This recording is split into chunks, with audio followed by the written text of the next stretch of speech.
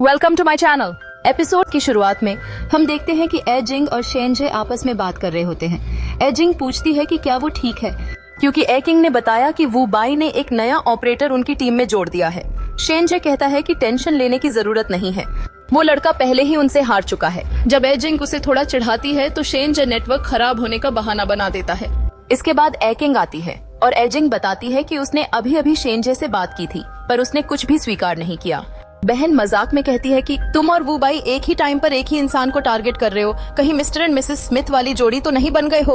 A king कहती है कि उनका काम और रिश्ता अलग अलग है। अगले सीन में ताओ किसी से बात कर रहा होता है। वह कहता है कि के का माहौल ठीक है, बस कुछ टीममेट्स अजीब हैं, लेकिन वो बाई की लीडरशिप पर उसे पूरा भरोसा है। रात को शेनजे ट्रेनिंग कर रहा होता है। उसके साथ ही कहते हैं कि वो जिद पर उतर आया है। रोबोट सही चल रहा होता है, फिर भी वो और ज्यादा ट्रेनिंग करता है। जो ये उसे खाना खाने को कहता है, लेकिन शेनजे कहता है कि एक और लैब के बाद खाएगा। वो कहता है कि उसे नहीं पता कि वो बाई ताओ चीथाओ को सपोर्ट क्यों करता है, लेकिन इतना जानता है कि कैप्टन कभी टीम के लिए गलत फैसला नहीं लेता। जो ये और 97 कुछ टेक्निकल पार्ट्स के एडजस्टमेंट पर चर्चा करते हैं। वहीं ताओ उनकी बात सुनकर सोचता है कि सभी खिलाड़ी अपना पूरा पोटेंशियल यूज कर रहे हैं और दिन ब दिन मजबूत बन रहे हैं। तब वांग हाओ अपनी बेटी शियाओए से फोन पर बात करता है। शियाओए कहती है कि उसने वादा किया था कि जल्दी घर आएगा, लेकिन अभी तक नहीं आया। वांग हाओ उसे समझाता है कि वो कल आ जाएगा और जब मम्मी विदेश जाए तो उसकी बात मानना। बेटी पूछती है, आपके जाने के बाद आपको कौन सुपरवाइज करेगा? वांग हाओ वादा करता है कि वो अपना पूरा ध्यान रखेगा। फिर वो सोनी का जिक्र करता है और गुड नाइट कहकर कॉल काट देता है। अगले सीन में सू चेंग जाने से पहले वो बाई को सलाह देती है। वो कहती है कि बॉस की बात मानना और अच्छे से ट्रेनिंग करना। वो बाई कहता है कि अब वो शियाओए के साथ रह पाएगी और अपनी पुरानी गलतियां सुधार सकेगी। मैनेजर को थोड़ा गिल्ट भी होता है वांग हाओ और ए किंग के लिए। वह कहती है कि चाहती है कि उनका रिश्ता फिर से ठीक हो जाए। ये सुनकर वो बाई थोड़ा चौंक जाता है और जल्दी से अलविदा कह देता है। सू चेंग विश करती है कि कैप्टन वर्ल्ड कप जीते। फिर वो बाई जाने लगता है तो 97 पूछता है कि वो कहाँ जा रहा है। वो बाई कहता है खाना डिलीवर करने। 97 हैरानी से कहता है, क्या वो बाई डिलीवरी बॉय बन गया है? फिर वो बाई कार में वॉइस असिस्टेंट जेब्रा से कॉफी और एक गर्ल्स फेवरेट रेस्टोरेंट से कुछ और चीजें ऑर्डर करता है। जब ए किंग के घर पहुँचता है तो वो मजाक में कहती है, मेरे टेक अवे का क्या हुआ मिस्टर डिलीवरी? जब वो बाई खाना देता है तो ए किंग कहती है, क्लाइंट खुश है और तुम्हें डिनर के लिए भी इनवाइट करती है, लेकिन वो बाई मना कर देता है। कहता है कि ये उनकी कंपनी के रूल्स के खिलाफ है। ए किंग कहती है, तो जॉब छोड़ दो। वो बाई कहता है कि उसका पहले से डिनर का प्लान है नए मैनेजर के साथ। ए किंग क्यूरियस होती है कि कौन मैनेजर है, पर वो बाई नहीं बताता। दोनों अलविदा कहते हैं और ए किंग याद दिलाती है कि खाना जरूर खा लेना। जब ए किंग जाने लगती है तो वो बाई उसे हक कर लेता है। थोड़ी खामोशी के बाद वो कहता है, मैं तुम्हारा फॉरएवर डिलीवरी मैन बनना चाहता हूँ। अगले सीन में वो बाई अपने नए मैनेजर का इंतजार कर रहा होता है। तभी वहाँ शाओमी आता है। वो बाई उससे पूछता है कि रिटायरमेंट के बाद वो क्या करेगा। शाओमी कहता है कि उसका एक छोटी दुकान खोलने का प्लान है, जहाँ वो पैसे गिनेगा और स्टूडेंट्स को हेल्पर बनाएगा। जब वो बाई कहता है कि के का मैनेजर बन जाए और फिर से वर्ल्ड चैंपियन बनने में मदद करे, शाओमी पहले मना करता है। कहता है कि वो कभी मैनेजर नहीं बना, सिर्फ प्लेयर रहा है। लेकिन वो बाई उसे कन्विंस करता है। कहता है कि एक्सपीरियंस और स्ट्रेटेजी में उसके जैसा कोई नहीं है। जो नए लोग सीखना चाहते हैं उनके लिए शाओमी बेस्ट गाइड बन सकता है। शाओमी थोड़ा इमोशनल हो जाता है और टीम सोलो का मोटो याद करता है। कुछ लोग अपनी पूरी जिंदगी सपनों और पैशन के साथ जीते हैं, इसलिए उसे अपना सपना छोड़ना नहीं चाहिए। फिर सीन शिफ्ट होता है गेम रूम में, जहाँ ताओ ताओ एक मैच जीतता है। 2-1 दोस्तों में हल्का सा कॉम्पिटिटिव मजाक होता है। तभी वहाँ शेनजे आता है और वो भी कम्पीट करता है, लेकिन इस बार शेनजे आसानी से जीत जाता है। तभी 97 वो बाई की प्रोफाइल चेक करता है। गेम के वोटिंग रिजल्ट्स अनाउंस होते हैं। हैन शांगयान पहले नंबर पर, वो बाई दूसरे नंबर पर, वांग हाओ तीसरे नंबर पर और शाओमी चौथे पर। अगले सीन में ए किंग भी अपनी टीम को इस बारे में बता रही होती है। ये वोटिंग ऑल स्टार मैच के लिए होती है, जहाँ सिर्फ टॉप 3 फैन वोटेड प्लेयर्स को चुना जाता है। रिटायर्ड प्लेयर्स चाहे तो चैलेंज स्वीकार कर सकते हैं या मना कर सकते हैं। एक्टिव प्लेयर्स को एक्सेप्ट करना ही पड़ता है। सब शॉक हो जाते हैं जब पता चलता है कि वांग हाओ ने चैलेंज एक्सेप्ट कर लिया है। ये खबर सभी के लिए एक्साइटमेंट का सोर्स बन जाती है। एक तरफ लोग हैरान होते हैं, दूसरी तरफ थ्रिल्ड होते हैं कि वांग हाओ खुद अब वो बाई के खिलाफ खेलेगा। आखिर में वो बाई भी चैलेंज एक्सेप्ट कर लेता है। अब टीम में टेंशन भी है और जोश भी, क्योंकि 3 लीजेंड्स वो बाई, वांग हाओ और शेनजे एक ही मैच में टकराने वाले हैं। अगले सीन में वांग हाओ सोचता है, क्या मैं खुद के लिए जी सकता हूँ? ये एक लाइन दिखाती है कि वो अब तक अपनी जिंदगी सिर्फ ड्यूटी और जिम्मेदारियों के लिए जीता रहा, लेकिन अब वो खुद के लिए भी कुछ करना चाहता है। जब ए किंग उसके रूम में आती है तो वांग हाओ कहता है कि उसने हान शांगेन से वादा किया था कि वो कभी किसी टीम का कैप्टन नहीं बनेगा, लेकिन क्या वो सिर्फ एक प्लेयर बनकर वापस आएगा। ये बात वहीं रह जाती है, यानी एक सस्पेंस बना रहता है। सबसे पहले वांग हाओ अपनी पोजीशन क्लियर करता है कि वो किसी भी टीम को ऑफिशियली रिप्रेजेंट नहीं करेगा। जब एकिंग पूछती है कि क्या उसने ये चैलेंज सिर्फ शाओमी के रिटायरमेंट से पैदा हुए नेगेटिव माहौल को बैलेंस करने के लिए लिया है, तो बात साफ हो जाती है कि ये भी एक वजह हो सकती है।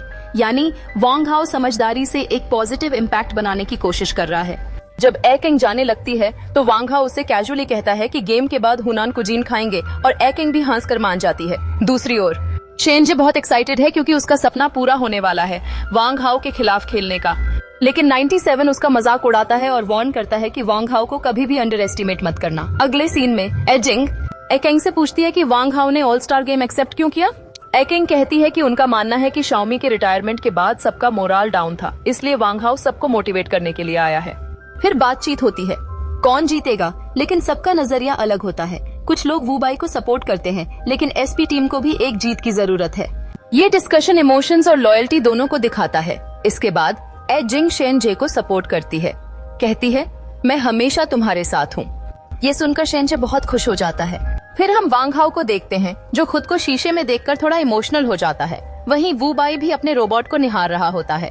फिर सीन शिफ्ट होता है जहां शेनजे और वू बाई रनिंग कर रहे होते हैं और वांग हाओ के प्ले स्टाइल पर डिस्कशन करते हैं। शेनजे कहता है कि उसने उससे निपटने के लिए 3 स्ट्रैटेजी प्लान की है। ये दिखाता है कि ये सिर्फ इमोशनल या प्राइड से जुड़ा मैच नहीं है, ये पूरी प्लानिंग, एनालिसिस और एग्जीक्यूशन का मामला है। वू बाई कहता है कि अगर उन्होंने सिर्फ वांग हाओ के पर्सनल स्टाइल पर ध्यान दिया तो वो उसके इन्फ्लुएंस में आ जाएंगे। फिर टीम में एक फनी सीन होता है जहां 97 शेनजे को गेम खेलने के लिए मना रहा होता है। शेनजे पहले मना करता है, लेकिन जब 97 प्रॉमिस करता है कि अगर लेवल पास हो गया तो वो 1 हफ्ते तक उसका रूम क्लीन करेगा, तो शेनजे मान जाता है। फिर दोनों गेम स्टार्ट करते हैं जहां शेनजे ताओ का लैपटॉप यूज कर रहा होता है। तभी वो उसमें कुछ अजीब हरकतें देखता है और हैरान रह जाता है। इसके बाद शेनजे वू बाई को इन्फॉर्म करता है कि ताओ चिताओ शायद वफादार नहीं है। उसने उसके कंप्यूटर में किसी और टीम का रिक्रूटमेंट फॉर्म देखा है, यानी वो शायद दूसरी टीम ज्वाइन करने की प्लानिंग कर रहा है, जबकि अभी भी KNK में है। शेनजे साफ कहता है बाद में ब्लेम मत करना, अगर मैंने पहले से नहीं बताया होता। तभी ताओ भी वहाँ आ जाता है और फिर सब लोग एक टीम मीटिंग के लिए रेडी होते हैं जहाँ स्ट्रैटेजी डिस्कस की जाएगी। वांग हाओ एक स्ट्रैटेजी मीटिंग में बताता है कि अगली फाइट एक asymmetric single tooth spinner robot के साथ होगी। एक टीममेट कहता है कि ब्लेड को 10 साल बाद दोबारा देखना कितना नॉस्टैल्जिक, यादगार लग रहा है। सब सहमत होते हैं कि ब्लेड के इंटरनल्स को पूरी तरह अपग्रेड करना पड़ेगा, लेकिन सिर्फ 2 हफ्तों में रोबोट को ट्यून करके प्रैक्टिस करवाना मुश्किल होगा। इसीलिए वांग हाओ अपने बॉस टाइटल को एक तरफ रखकर अपने भाई से पर्सनल मदद मांगता है। उसे हर हाल में जीतना है। भाई वादा करता है चिप अपग्रेड वो करेगा, स्लाइड हार्डवेयर की जिम्मेदारी वो लेगा और वांग हाओ सिर्फ ट्रेनिंग पर ध्यान दे। तभी वेटरन इंजीनियर फू यीवेन की एंट्री होती है। उसने वांग हाओ के रिटायर होने के बाद इंडस्ट्री ज्वाइन की थी और अब वो ब्लेड को एक्शन में देखने का मौका मिस नहीं करना चाहता। सभी पुराने खिलाड़ियों का एक ही लक्ष्य होता है, ऑल स्टार मैच जीतना, और पूरी टीम का हौसला और स्पिरिट बढ़ जाता है। इसके बाद सभी लोग ब्लेड को अपग्रेड करने में जुट जाते हैं और वांग हाओ भी अपनी ट्रेनिंग जारी रखता है। मीटिंग के खत्म होने के बाद वू बाई प्राइवेटली ताओ चिताओ से बात करता है। ताओ अब तक KNK में अच्छे से एडजस्ट हो गया है, लेकिन वू बाई उसे क्लियर करता है कि शेनजे की डांट को पर्सनली मत लेना। ताओ मानता है कि वो दूसरी टीम्स के रिक्रूटमेंट फॉर्म्स देख रहा था, लेकिन वजह ये है कि उसकी पुरानी टीम ताओ ताओ के मेंबर्स अभी तक किसी टीम में नहीं जुड़े हैं। वो उन्हें गाइड करने के लिए उनके साथ जाना चाहता है। वू बाई उसे इजाजत दे देता है और कहता है कि अच्छे से तैयारी करके जाओ, मैच की चिंता मत करो, मैं और शेनजे संभाल लेंगे। उसी समय बोर्ड का कॉल आता है। KNK एक साथ 2 टीम्स को नहीं चला सकता, इसलिए ताओ ताओ स्क्वाड को फ्रीज करना पड़ेगा। वू बाई बोर्ड का फैसला स्वीकार कर लेता है और कहता है कि टूर्नामेंट के बाद सब कुछ सुलझा लेंगे। रात को शेनजे और जो ये ब्लेड के पुराने डिजाइन, आर्मर और संभावित प्रोग्राम अपग्रेड्स की एक फाइल बनाकर लाते हैं। शेनजे पहले एटीट्यूड दिखाता है, कहता है ब्लेड का हर स्क्रू मुझे याद है, मुझे किसी की मदद नहीं चाहिए। लेकिन जाते जाते वो फाइल रखवा लेता है और लैपटॉप भी उधार ले लेता है। टीम के लोग समझ जाते हैं कि वो अपने आइडोल से टक्कर लेना चाहता है। उसकी खुद की एक अलग प्राइड है। टीम में छोटे मोटे मजेदार दाम भी लगते हैं। जो ये कैप्टन वू बाई पर दाम लगाता है, जबकि 97 ओल्ड स्कूल वांग हाओ को कमजोर नहीं समझता।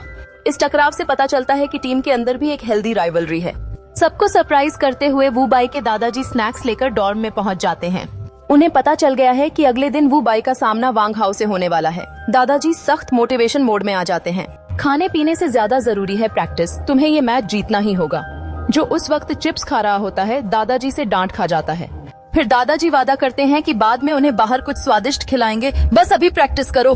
फिर दादाजी वू बाई और 97 दोनों को अपने साथ ले जाते हैं और यहीं पर यह एपिसोड खत्म होता है। अगर वीडियो पसंद आया तो वीडियो को लाइक करें, शेयर करें और चैनल को सब्सक्राइब करना बिल्कुल न भूलें। मिलते हैं अगले एपिसोड में। Till then take care, bye bye.